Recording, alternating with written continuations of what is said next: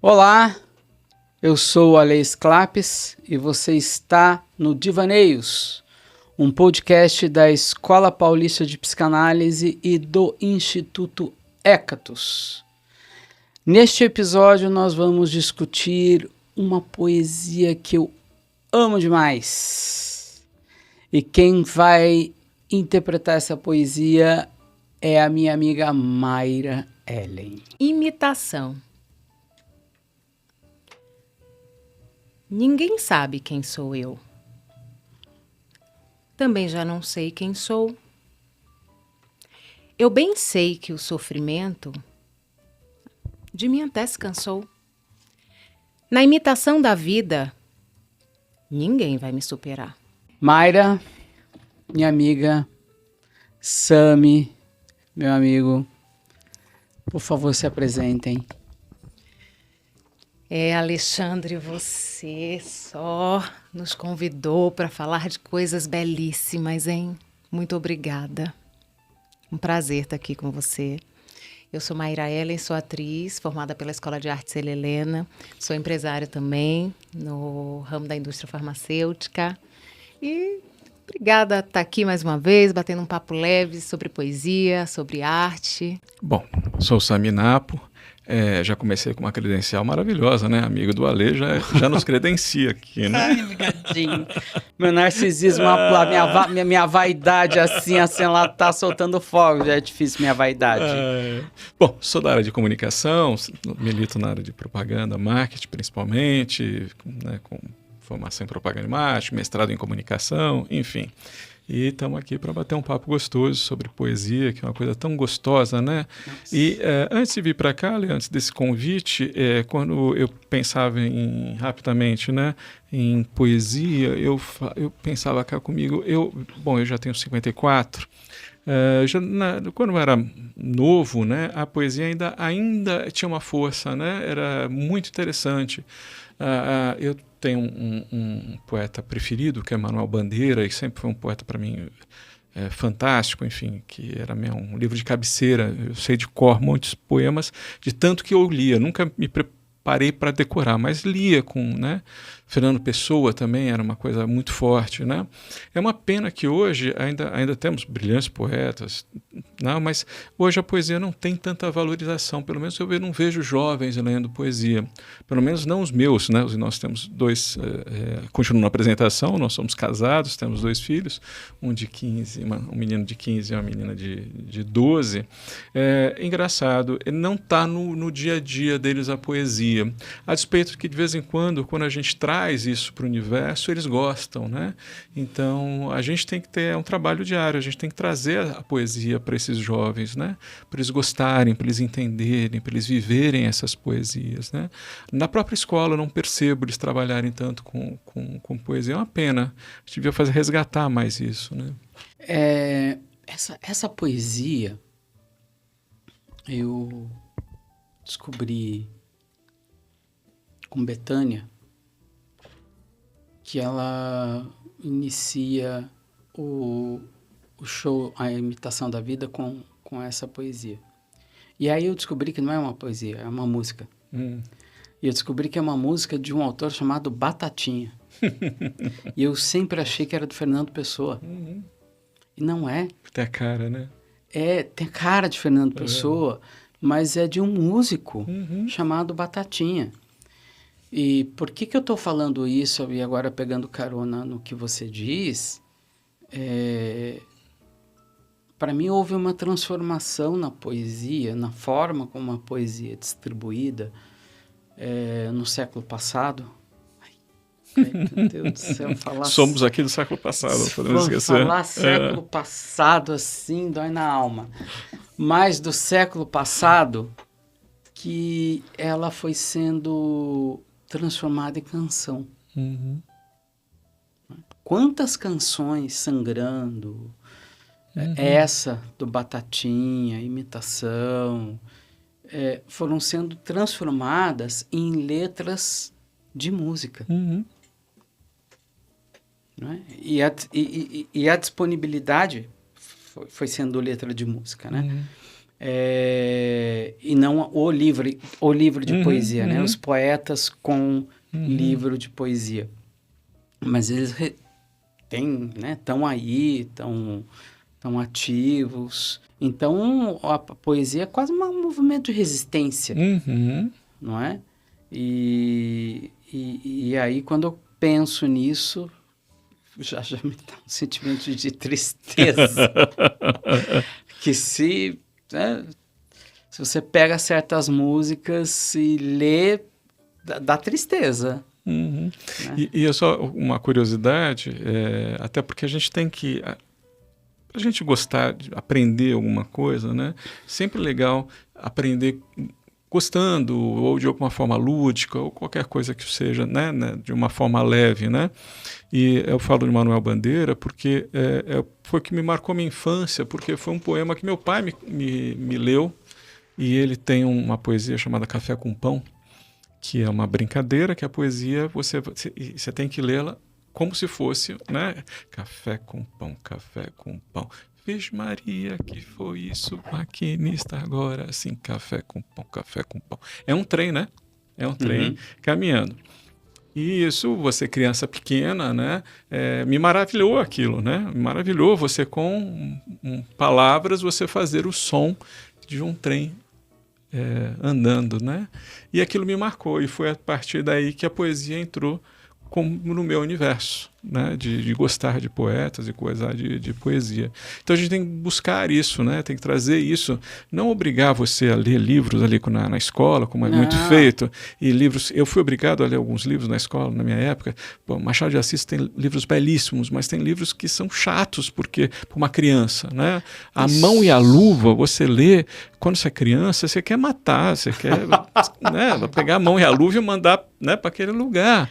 Mas eu fui ler depois o Alienista, que livro maravilhoso, né? Quem quer Berro d'Água? Mas é outra idade. E outro momento, e outra leitura, e outro momento do próprio Machado, né? Desculpa fazer uma parte aqui, que a gente estava trazendo a parte da poesia, né?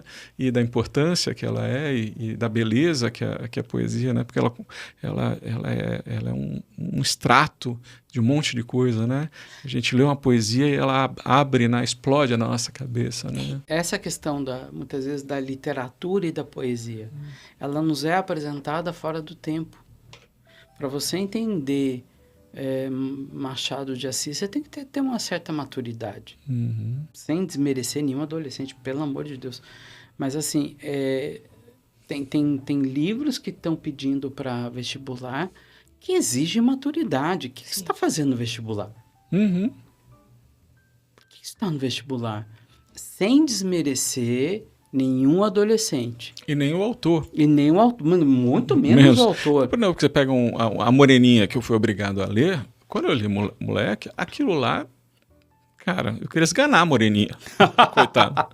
Mas porque era uma raiva, eu li aquilo com raiva, porque eu não gostava, não queria ler.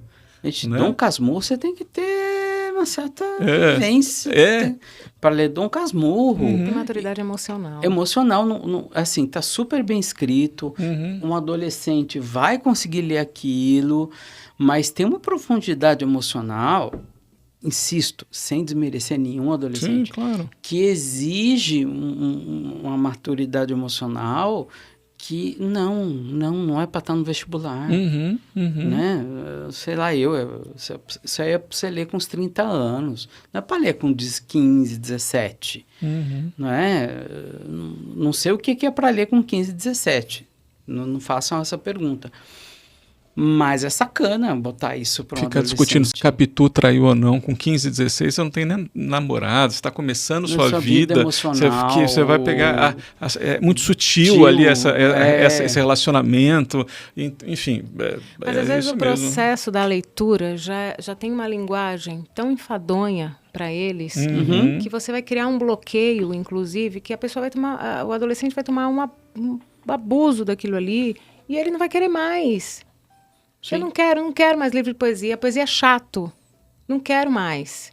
Isso em tudo. Em matemática é assim também. Entendeu? Você que faz matemática bastante, que estuda matemática, você sabe. Matemática ensinada do jeito que decore e não saiba para que serve, esqueça. Não vai funcionar. O que é um ponto?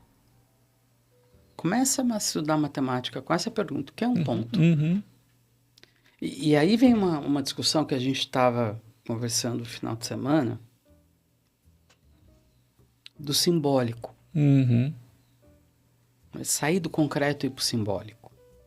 Não é? Sair do concreto do que é um ponto. Vai para o simbólico do que é um ponto. E aí a matemática ganha beleza. Uhum. Não é? Então tem uma passagem de tudo aquilo que a gente está discutindo, de poesias que nós trouxemos, que é justamente fazer pular do concreto para o simbólico. Uhum. E a partir daí não tem certo, não tem errado, e aí é o infinito. Não é? E o que eu gosto dessa poesia do Batatinha é essa palavra: na imitação da vida ninguém vai me superar. E imitação não é imitação. Uhum. Ele não está falando de imitar a vida. Né? Essa palavra imitação, ela tem um outro peso aqui. Ela tem uma outra coisa. O teatro é uma imitação, sim, da vida. Sim. Mas não é uma imitação da vida. É muito mais do que imitar a vida. Então tem um peso simbólico extraordinário quando ele fala: na imitação da vida ninguém vai me superar. Mas eu penso isso de uma análise, não é? Mas que se você olhar, dependendo do vértice, é pejorativo a palavra imitação. Pode parecer pejorativo que o teatro seja uma imitação da vida. Não, ele é a própria vida. Né? É um recorte. É um recorte, é uma gota de sangue. Uhum. Não é? Não é uma imitação no sentido barato do termo, né? Uhum. Não, é nobre, é no sentido nobre do termo. Mas só se a gente pegar e conseguir fazer essa transposição simbólica. Não é? O que é um ponto? Pegando da matemática, o que é um ponto? O que é infinito? Vamos discutir infinito. Não é? Como que esse instante se torna infinito? Como esse ponto desse instante se torna infinito? Como que isso vira agora uma imitação da vida? Que eu sinto que o que a gente está fazendo agora, nesse exato momento, é uma imitação da vida. É uma outra coisa. E isso a poesia consegue, isso a arte consegue, isso o teatro consegue, isso uma atriz consegue, isso um ator consegue. Né? Pegar um texto e transformar numa imitação da vida. Né? E eu volto à pergunta, né? Como que a juventude está se aproximando disso, né? Ou se aproxima disso? Aqui é proibido. Na nossa época, por favor. Não, né? Eles estão fazendo. Como? Sim, sem dúvida. Sem nostalgia. Essa poesia, quando ela é lida, também me traz um pouco de uma certa melancolia, tristeza, porque também me remeteu à ideia de que eu não vivo a minha vida, eu imito uma vida, né? Uhum. Me trouxe a ideia de papéis, de você desempenhar papéis, papel de pai, papel de filho, papel de amigo, papel disso, papel daquilo. Sim, e dentro desses papéis, quem é você? E né, às vezes a gente pergunta isso, né? Você é a somatória de todos esses papéis, você está em todos esses papéis. Né? Você não é um papel, você está em todos os papéis são você, ao meu ver, claro, né? E imitar a vida, parece que né, quando eu leio isso, parece o seguinte: olha, tem uma coisa de o certo seria eu seguir aqui, então eu imito esta vida que é né, direcionada, mas não é a vida que eu gostaria de seguir. Então eu imito uma vida que alguém me posicionou, ou que a sociedade espera, ou que alguém espera, ou que eu espero, né? E aí eu fico imitando isso, né? Então eu vou ser advogado porque meu pai quis, estou chutando qualquer Sim, bobagem, mas sim. enfim, ou eu vou fazer tal coisa, ou até porque eu acho que aquilo é assim, mas é uma imitação, porque eu mesmo, na verdade, gostaria de ser cantor de rock metal, né? Enfim, não sei, me trouxe muito estas questões. Essa noção, né? É. Essa palavra imitação da vida também me incomoda, né? Mas dentro do contexto da poesia, na imitação de mim, o sofrimento de mim até se cansou. Na imitação da vida, ninguém vai me superar. Quando você pega o estrofe anterior, imitação não é uma imitação, né? Não é fingir, não é fazer de conta, não é uma outra, é uma outra coisa. E é fácil escorregar nessa palavra imitação. Sempre me incomodou essa palavra imitação, porque eu sempre achei que a análise, para mim, a análise é uma imitação da vida. Não no sentido de fingir a vida, mas no sentido de ser uma gota de sangue da vida no qual a gente vai ver todo o indivíduo naquela gota de sangue, sabe? E a palavra sofrimento, para a psicanálise, ela é muito cara. Porque, comumente, a gente pensa sofrimento como algo ruim. Mas se eu consigo sofrer o amor, sofrer a dor, sofrer o luto, sofrer o sentimento, sentir o sentimento, sofrer o sentimento, ganha outra dimensão, né? E quando a gente pega nessa poesia, de mim o sofrimento até se cansou. Ou seja, eu posso sentir o que eu quiser. Eu posso sentir o que eu bem entender, né? Porque ele não vai me pegar. Eu vou conseguir sofrer. Para mim, a minha leitura foi assim, já sofri tanto, que ele já até cansou de me fazer sofrer, que eu já nem sofro mais. É sinal que ele pôde pensar tudo. Né? Ele foi capaz de pensar tudo. Porque aquilo que a gente não é capaz de sofrer, não é capaz de pensar. Então, tem uma... Como é que se diz? Tem uma quebra o senso comum para mim. Sabe? A palavra sofrer do lado imitar. É um choque muito grande. A potência dessas duas palavras juntas, né? Sofrer e imitar. E me causa estranhamento. Eu gostaria de usar muito essa palavra imitar numa análise, mas ela tem que estar muito bem explicada, né? Porque se ela for direto, cai nisso que você colocou, que não é de verdade. Sim. Porque imitar é aquilo que não é de verdade, não é? Mas aí eu me pergunto, o que é verdadeiro? Sim. Aí a gente tem que cair nessa pergunta, o que é verdadeiro? Né? Uma atriz lá no palco, é verdade? Ela é verdade? Aquilo é verdade? É verdade. Eu tô aqui pensando sobre isso tudo. Quando uma atriz está no palco, ela está fazendo de verdade. É verdadeiro. A sensação que eu tenho quando eu leio esse poema é que é alguém que não se entrega. É que é alguém que com todos os baques que toma da vida, aceita no sentido, aceita o golpe e eu vou superar. Eu vou caminhar. Eu vou resistir, eu vou tentar, né? Então eu acho que assim o poema ele tem uma extensão, né? E quando chega no finalzinho do poema, ele inclusive ele pede uma solução, né? Mas sempre esperançoso. A palavra é de esperança, a palavra é sempre positiva. Ninguém vai me superar. Exato. Ele está sempre de forma muito positiva. Eu estou de pé. Ele não se entrega de forma alguma. Dentro da prática terapêutica, o terapeuta busca essa esperança para esse paciente? Ela já está lá. Essa é uma primeira questão. Se o analista não tem esperança no processo. No processo. Primeiro no processo. Na técnica daquilo que ele está fazendo. E no resultado. No ofício do que ele está se propondo.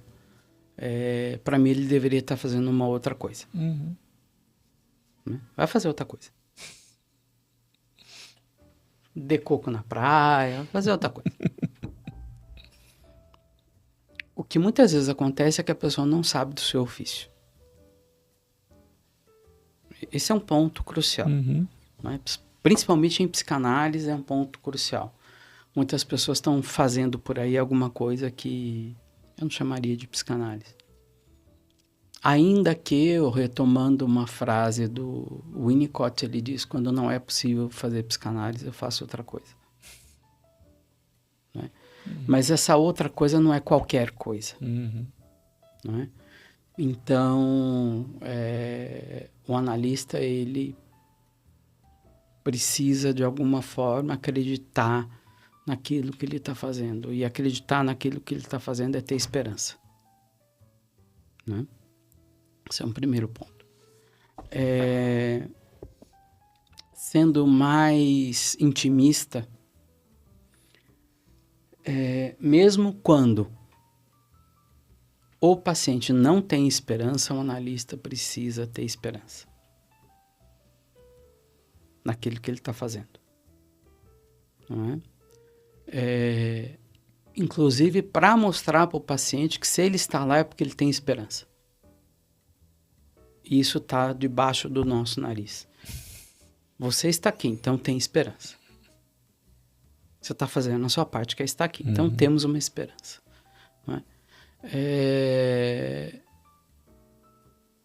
E às vezes não é incomum, no desespero do paciente, o analista perder essa perspectiva.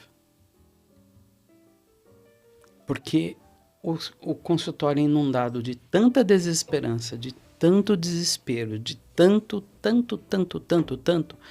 que aquilo que é óbvio, que é, peraí, nós dois estamos aqui. Alguma coisa tem. Alguma coisa tem. Então, para algum lugar a gente vai, então temos esperança. Não é? E isso é muito fácil perder, essa perspectiva do que está acontecendo bem debaixo do nosso nariz. Temos esperança. Né? E aí vem uma outra camada, que é acreditar no paciente. Né? Acreditar que o paciente é capaz.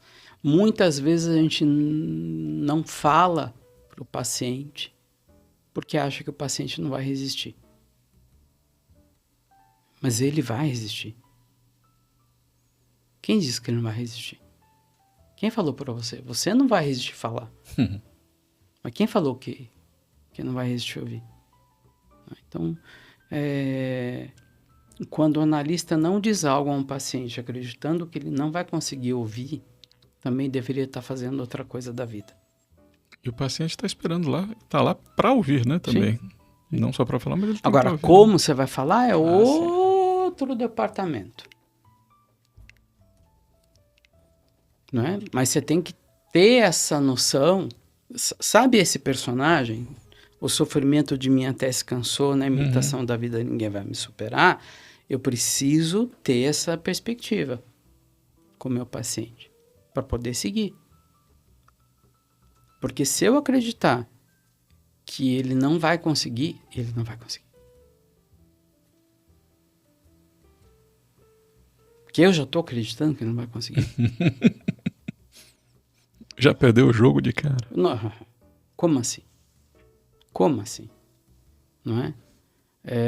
E esse é a gente está falando de uma coisa muito comum, que é o analista não dizer por medo. Por medo. Por medo que o processo não vai funcionar, primeiro, o processo, depois que o paciente não vai aguentar. Mas que, na verdade, é ele que não aguenta o processo e não aguenta dizer, né? Como você vai dizer, né? Como você vai chamar a atenção para o paciente das coisas, é uma outra questão. E como você prepara esse paciente para ouvir o que você vai dizer também é uma outra questão. Mas é possível, né? E o analista tem que acreditar, né? E eu não acho que ele tenha por uma obrigação moral. Ele tem porque é verdade que o paciente aguenta. Sabe? É verdade. Olha, eu estou conversando com você. Ele vai aguentar, ele aguenta. Sim. É verdade. Não é moral, não é... Não, ele aguenta sim. Ele às vezes até precisa, né? Sim. É um alívio. E aí a gente fala, já estamos falando agora de sofrimento, né? Sim. E em muitos momentos a gente coloca o sofrimento como antítese da felicidade, né? E não necessariamente talvez nem seja essa antítese, né? O sofrimento, muitas vezes, é um processo para a felicidade, ou para ser feliz naquele momento, ou enfim. O sofrimento é um processo importantíssimo do ser humano, né? E a gente está cada vez mais, eu vejo, né, os outros pais, eu vejo... Aí eu trago para esse universo de pai, porque é um universo muito próximo ao nosso, né? De cada vez mais evitar o sofrimento dos filhos, né? Então, eu não quero que meu filho sofra. Né? Eu não quero que meu filho sofra. E aí faz de tudo, né? Sofre por ele, dá voltas, faz sacrifícios, faz um monte de coisa para que esse filho não sofra. E se você não tiver o exercício do sofrimento, como é o que diz o poema, né? Ali, para mim, está claro que ele tem um exercício do sofrimento, tanto que o sofrimento agora nem liga mais para ele, já de tanto exercício que ele já fez nisso, né? E a gente está cada vez mais deixando as coisas sem sofrimento. A gente não quer ter mais sofrimento, não quer ter mais dor, não quer ter nada, né? E aí como você consegue ser feliz se você não tem... O contrário, como você tem sombra se você não tem luz, vice-versa? Não que sejam antíteses, é isso que eu quero dizer. Até porque tem que andar juntas, né? Eu não consigo ver uma separação, né, das duas coisas. Elas precisam existir, as duas, no mínimo as duas, né, para que elas existam, né? Vale a pena agora diferenciar sofrer e doer. Doer é uma coisa, sofrer é outra. Tá? Por que eu faço essa separação? Porque eu sofro a dor, eu sofro o amor, eu sofro a raiva, eu sofro. Sofrer vem da possibilidade de transformar um sentimento em um pensamento. Uma emoção em um pensamento. Eu preciso sofrer para eu poder transformar em pensar.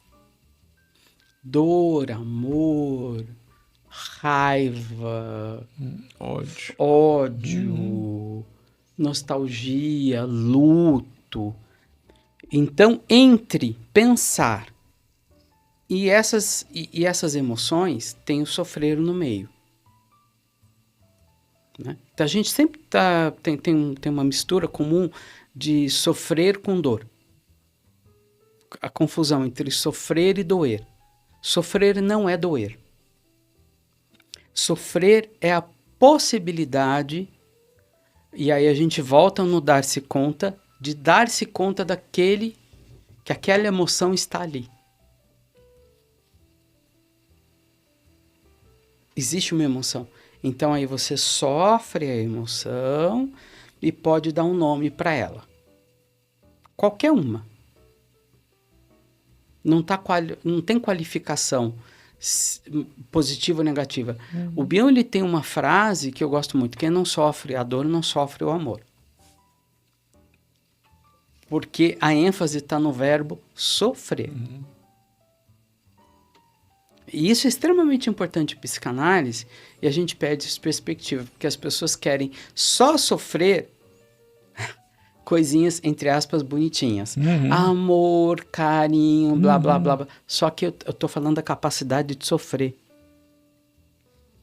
Você não tem capacidade para sofrer, que implica pensar, depois de sofrer vem o pensar, querido, você não sofre gratidão, você não sofre amor, você não sofre várias outras emoções, porque o que está comprometido é a capacidade de sofrer.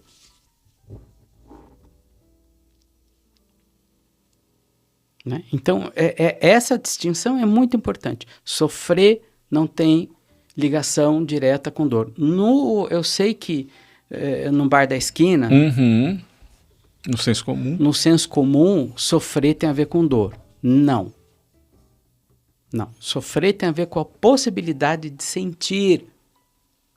E a partir do momento que você pode sentir uma emoção ou sofrer uma emoção, você pode pensá-la, nomeá-la. Aprender com ela.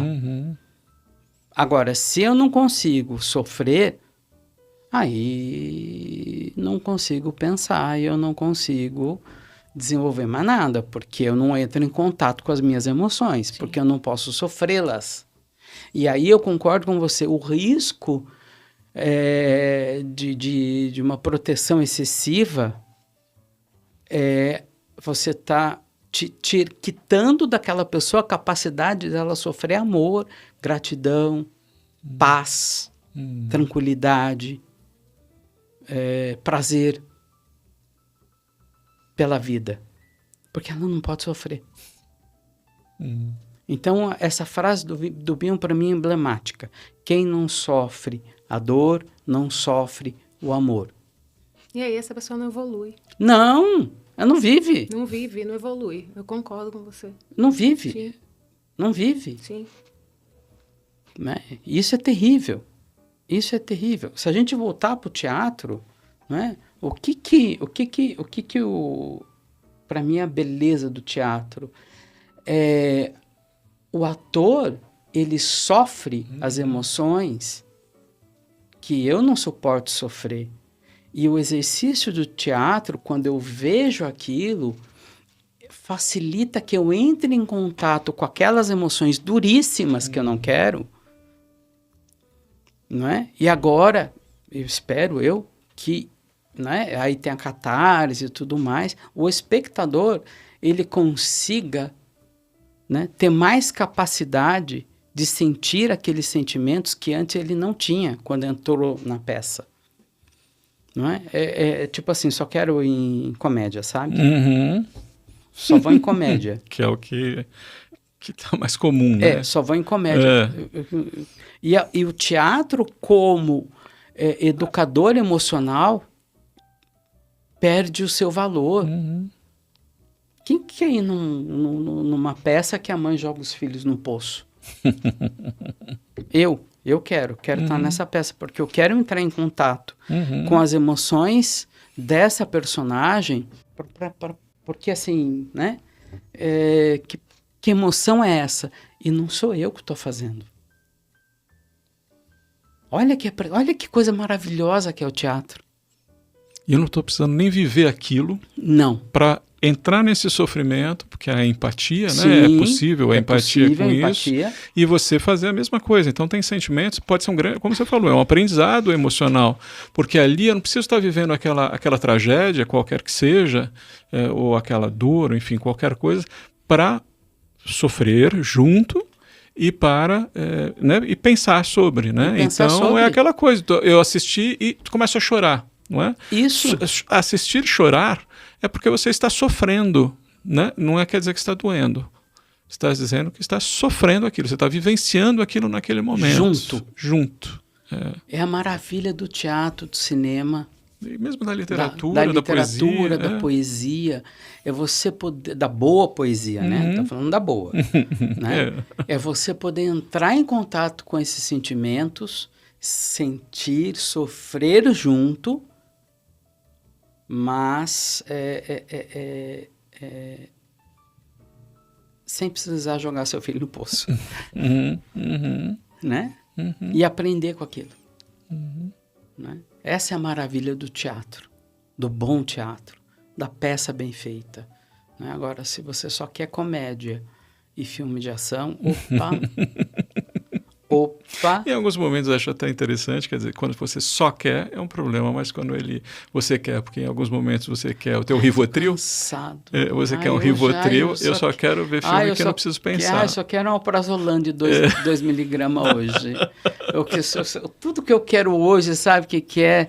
Uma boa dose de uísque. É isso. Tudo bem, né? Mas a gente tem que entender que a poesia, o teatro, o artista, ele está aí para isso, ele está aí para nos ensinar sobre questões emocionais que a gente jamais vivenciaria fora do teatro. Está tudo dentro da gente. Né? O ator, ele consegue fazer essa pesquisa interna, né?